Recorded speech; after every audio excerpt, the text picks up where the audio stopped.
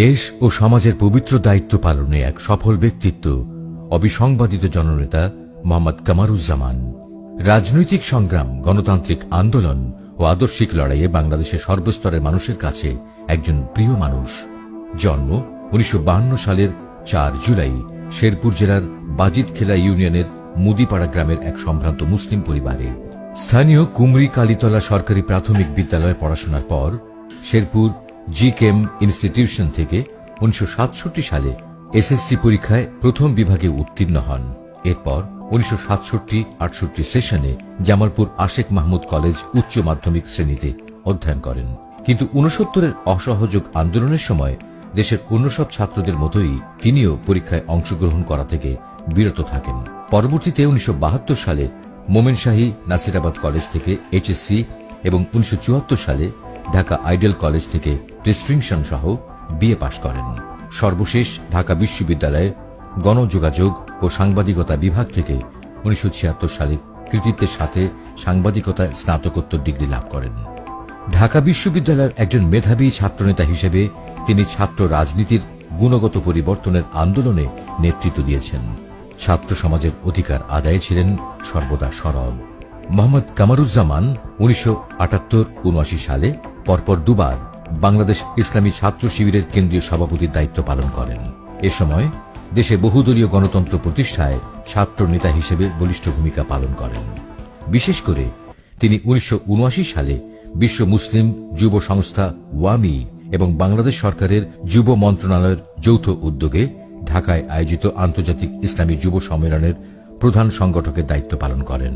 সম্মেলনে প্রধান অতিথি ছিলেন গণপ্রজাতন্ত্রী বাংলাদেশের তৎকালীন প্রেসিডেন্ট শহীদ জিয়াউর রহমান।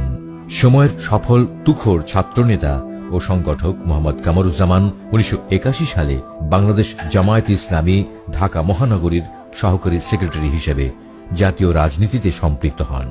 এরপর জামায়াতের কেন্দ্রীয় প্রচার সম্পাদক হিসেবে সামরিক স্বৈরশাসনের অবসান ঘটিয়ে দেশে অবাধ গণতন্ত্র প্রতিষ্ঠার আন্দোলনে নেতৃত্ব দেন। সামনের সারিতে থেকে গণতন্ত্র ও জনস্বার্থে নিবেদিত এই উদীয়মান রাজনীতিবিদ ক্রমেই স্থান করে নিতে থাকেন জনগণের হৃদয়ের মণিকোঠায়। 1991 সালে জাতীয় সংসদ নির্বাচনে তিনি তার জন্মস্থান শেরপুর সদর আসনে প্রতিদ্বন্দ্বিতা করে ঈর্ষণীয় সাফল্য অর্জন করেন। 1992 সালে বাংলাদেশ জামায়াতে ইসলামীর কেন্দ্রীয় সহকারী সেক্রেটারি জেনারেল মনোনীত হওয়ার পর জাতীয় রাজনীতিতে তার প্রভাব আরও বাড়তে থাকে। তিনি জনগণের ভোটাধিকার প্রতিষ্ঠার আন্দোলনে জাতীয় লিয়াজো কমিটির সদস্য হিসাবে বলিষ্ঠতা ও দক্ষতার পরিচয় দেন। ঢাকা ডাইজেস্ট পত্রিকার সহ সম্পাদকের মাধ্যমে আনুষ্ঠানিক সাংবাদিকতা শুরু করেন। মোহাম্মদ কামারুজ্জামান 1983 থেকে 1993 সাল পর্যন্ত দৈনিক সংগ্রামের নির্বাহী সম্পাদক এবং 1981 থেকে গ্রেপ্তার হওয়া পর্যন্ত সাপ্তাহিক সোনার বাংলা পত্রিকার সম্পাদকের দায়িত্ব পালন করেন। তিনি জাতীয় প্রেস ক্লাব এবং ঢাকা সাংবাদিক ইউনিয়নের সদস্য ছিলেন এবং 1985-86 সালে ফেডারেল সাংবাদিক ইউনিয়নের কার্যনির্বাহী পরিষদের সদস্য নির্বাচিত হন। একই সাথে তিনি বাংলাদেশের রাজনীতি, ইসলামী আন্দোলন, গণতন্ত্র ও তার বিকাশ, নির্বাচন, গণমাধ্যম, সমাজ সংস্কৃতি সহ বিভিন্ন বিষয় নিয়ে বেশ কয়েকটি মৌলিক গ্রন্থ রচনা করেন। পাশাপাশি সাপ্তাহিক সোনার বাংলায় তার লেখা রাজনৈতিক কলাম ও বিশ্লেষণ বেশ জনপ্রিয়তা অর্জন করে, যার কারণে স্বৈরাচার এরশাদের শাসন আমলে পত্রিকাটির প্রকাশনা নিষিদ্ধ করা হয়েছিল। 1996 সালে রাজনৈতিক পট পরিবর্তনের পর তিনি ইসলামী ও জাতীয়তাবাদী শক্তির ঐক্য প্রতিষ্ঠায় গুরুত্বপূর্ণ অবদান রাখেন। বিভিন্ন সভা সমাবেশ, সেমিনার, সিম্পোজিয়ামে তার সুচিন্তিত দিক নির্দেশনা জাতীয় ঐক্য গঠনে বিশেষ ভূমিকা রাখে। মোহাম্মদ কামারুজ্জামান ডেমোক্রেটিক পার্টির কনভেনশনে যোগ দিতে 1996 সালে মুসলিম উম্মাহ ইন আমেরিকার আমন্ত্রণে 2002 সালে এবং বিশেষ আমন্ত্রণে 2005 সালে যুক্তরাষ্ট্র সফর করেন। সফরকালে তিনি বাংলাদেশ ককাসের প্রধান জোসেফ ক্রাউলি সহ অনেক কংগ্রেসম্যানের সাথে সাক্ষাৎ করেন। তিনি কনভেনশন অফ ইসলামিক ডেমোক্রেট সম্মেলনে যোগ দিতে তুরস্ক সফর করেন। বাংলাদেশের সাথে সম্পর্ক উন্নয়নের লক্ষ্যে ভ্রাতৃপ্রতিম দেশগুলোতে সফর করেন। তিনি যুক্তরাজ্য সফরকালে ব্রিটিশ পররাষ্ট্রমন্ত্রী, কনজারভেটিভ ও লেবার পার্টির পার্লামেন্ট মেম্বারদের সাথে সাক্ষাৎ করেন এবং হাউস অব লর্ডসে ব্রিটিশ প্রধানমন্ত্রীর প্রশ্নোত্তর পর্বে অংশগ্রহণ করেন। রাজনীতির পাশাপাশি একজন আদর্শ সমাজসেবক হিসেবেও কামারুজ্জামানের সুনাম সুবিদিত। তিনি শেরপুরে দারুস সালাম ট্রাস্টের চেয়ারম্যান হিসেবে এতিমখানা, মাদ্রাসা, মক্তব, পাঠাগার ও ক্লিনিক পরিচালনা করেন। এছাড়াও তিনি নিজ এলাকায় অসংখ্য শিক্ষা প্রতিষ্ঠান, রাস্তাঘাট, হাসপাতাল এবং মসজিদ প্রতিষ্ঠা করেন। বিভিন্ন সংকট ও প্রাকৃতিক দুর্যোগকালে দরিদ্র ও দুর্দশাগ্রস্ত মানুষের পাশে দাঁড়াতেন একান্ত আপনজনের মতো। 2008 সালে সরকার গঠনের পর থেকেই আওয়ামী লীগ তাদের ক্ষমতাকে চিরস্থায়ী করতে বিরোধী রাজনৈতিক দলগুলোকে নেতৃত্বহীন করার নীল নকশা গ্রহণ করে, যার অংশ হিসেবে 2010 সালের 13 জুলাই মোহাম্মদ কামারুজ্জামানকে শাহবাগ থানায় পুলিশি তৎপরতায় বাধাদানের নামে একটি মিথ্যা মামলায় আটক করা হয়। সম্পূর্ণ বিনা বিচারে 2 বছর কারাবরণের পর 2012 সালের 2 জুলাই তার বিরুদ্ধে 1971-এর মানবতা বিরোধী অপরাধের অভিযোগ এনে বিচার শুরু করে বাংলাদেশের বিতর্কিত আন্তর্জাতিক অপরাধ ট্রাইব্যুনাল। 1971 সালের মুক্তিযুদ্ধে নিজ এলাকা শেরপুরের কয়েকটি হত্যাকাণ্ডের সাথে জড়িয়ে এবং ওই সময়ে সংগঠিত সকল অপরাধের সুপিরিয়র রেসপন্সিবিলিটি দিয়ে 2013 সালের এক রায়ে মোহাম্মদ কামারুজ্জামানকে মৃত্যু দণ্ডাদেশ প্রদান করে এই বিতর্কিত ট্রাইব্যুনাল।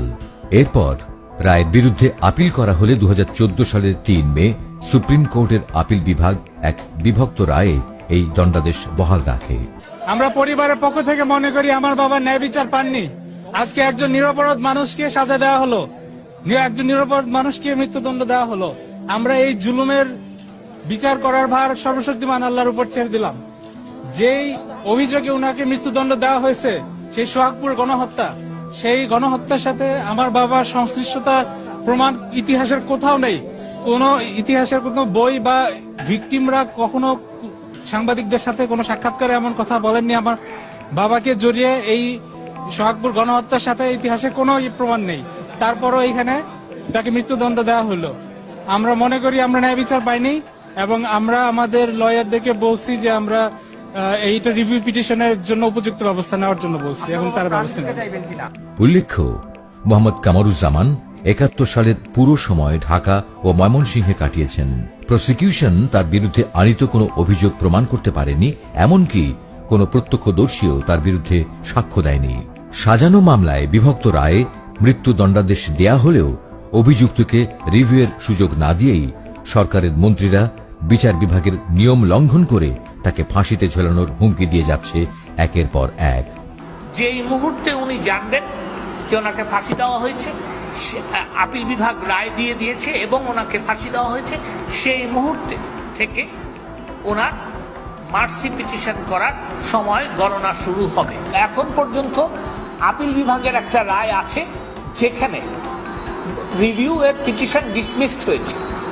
আমাকে সেইটা ধরে নিয়ে জেল কর্তৃপক্ষকে আদেশ দিতে হবে তাদের প্রস্তুতির ব্যাপারে। আমি সেই আদেশ দিয়েছি। পূর্ণাঙ্গ রায় প্রকাশিত হওয়ার আগেই সরকারের আইনমন্ত্রী কারা কর্তৃপক্ষকে দণ্ড কার্যকরের নির্দেশ দিয়েছেন।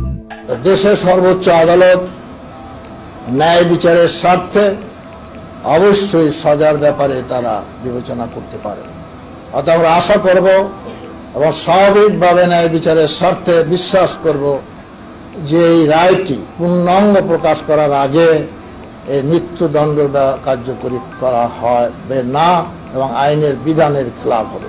প্রচলিত আইন, আদালত ও নিয়ম নীতিকে উপেক্ষা করে সম্পূর্ণ অন্যায়ভাবে মৃত্যুর মুখোমুখি করা হচ্ছে মেধাবী রাজনীতিবিদ কামারুজ্জামানকে। বাংলাদেশের সংবিধানের আর্টিকেল 105 অনুচ্ছেদ, যেটা অনুচ্ছেদ 105, সেখানে সুস্পষ্টভাবে বলা হয়েছে যে সুপ্রিম কোর্টের যে কোনো রায় সেগুলো রিভিউ করা যাবে এবং রিভিউ করার ক্ষমতা তার সুপ্রিম কোর্টের নিজেরা আছে, অন্য কোনো পার্টির অ্যাপ্লিকেশনও করা যাবে। এই রিভিউয়ের যে অধিকার, এটি একটি সাংবিধানিক অধিকার, এটি অলঙ্ঘনীয় অধিকার। এখানে মৃত্যুদণ্ডের রায় হয়েছে, এই রায়টি এখনো চূড়ান্ত নয়, কারণ এর বিরুদ্ধে একটি ফোরাম এখনো বাকি আছে, সেটা সাংবিধানিক ফোরাম। এই রিভিউয়ের জন্য যে নির্ধারিত 30 দিনের সময়, সেটি অতিক্রান্ত না হলে এবং এর মধ্যে যদি আমরা রিভিউ দায়ের না করি, তখনই কেবলমাত্র সাজা কার্যকরের প্রশ্ন আসবে। এর আগে সাজা কার্যকরের কথা যারা বলছেন তারা ভুল বলছেন, তারা বিভ্রান্তি ছড়াচ্ছেন। আমি বলবো সরকার বা প্রসিকিউশনের লোকেরা আর্টিকেল 105 এর কথাটা বাদ দিয়ে যে কথাটা বলছেন, এই তড়িঘড়ি করার পেছনে তা আমরা জানি না কি কারণ আছে, কিন্তু সংবিধান আজকে বাংলাদেশে ভেঙে পড়েনি। আকাশও ভেঙে পড়েনি, সুনামিও হয়ে যায়নি। সুতরাং সংবিধান যতদিন আছে, আর্টিকেল 105 যতদিন আছে, রিভিউয়ের অধিকার কামারুজ্জামান সাহেবের আছে এবং তার আগের সাজা কার্যকর করার কোনো সুযোগ নেই। আর এতে স্পষ্ট হয়ে গেছে রাজনৈতিক উদ্দেশ্যে বিচারের মুখোশে জনতার প্রিয় নেতাকে হত্যা করার আওয়ামী নীল নকশা